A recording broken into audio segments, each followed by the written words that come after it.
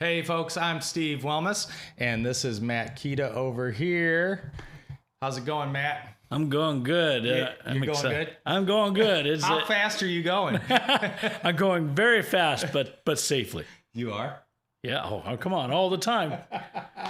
You think I am on Speed Racer over here? Yeah, I think you are. Hey, look, today we're talking about the LEDs on our kind of stoplights, right? If we're doing traffic control, a lot of people want to put LEDs all the way around. And the MUTCD calls for lighting vertically above the letters and below the letters.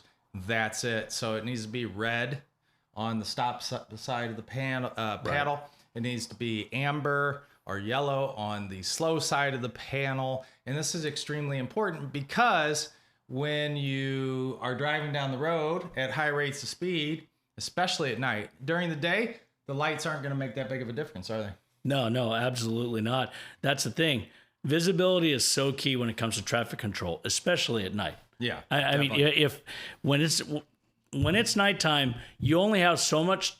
Talk into the mic, man. So much ability to actually react in time. You need to take in what you see and understand what you're seeing and then respond. All this takes time. While this is happening, your car is going to continue to progress at the current rate of speed that you have it going, whether that's 50, 60 miles an hour, it could be, you never know, right?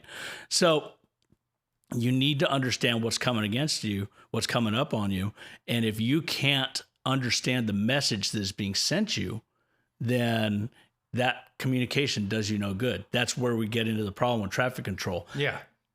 I mean, I think about it even when I'm driving down the road and I need to, like, let's say my daughter and I are on a road trip and I'm in unfamiliar territory, and all of a sudden she's like, "Hey Dad, can we stop for the bathroom break?" And I'm like, "Sure." And so I'm in the number one lane, the fast lane, and I'm cruising along, and then I see the sign and it's like, "Oh, is that, I got to process that," right? And you're probably saying, "Really? You're that slow?" No, but you got to process it, and then you got to move over, and sometimes you miss those because you don't see it till the last second, right?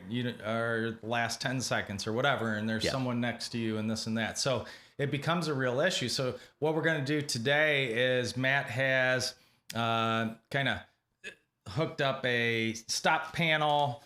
We put some LEDs on it, and it's kind of like you would see out there. You can go ahead and kind of show it to him, Matt.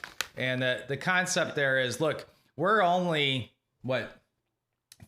3 feet away from the camera. So you're going to be able to see those letters. But that being said, like at night, this all changes, especially at a distance. And so I'm going to just go ahead and we're going to switch into night mode so that you can see what it looks like. So just give us a second here, folks. Matt, you can keep on talking, bro.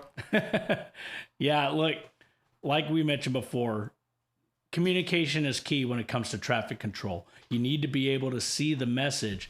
Now, this message, if we ran into somebody running traffic control with this paddle, the message they are attempting to show us is stop. You guys saw this before put night mode on. This is the stop side.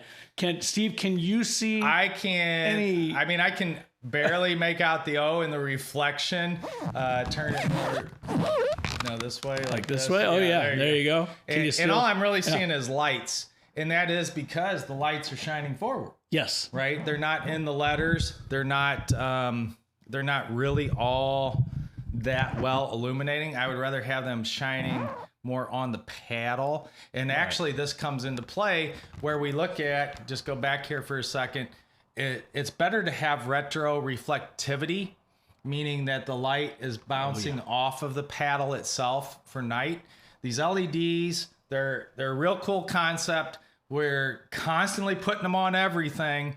But again, when we put them on as white, which we see a lot, it really detracts from the paddle. And technically, it is a violation of our guidelines and standards and laws.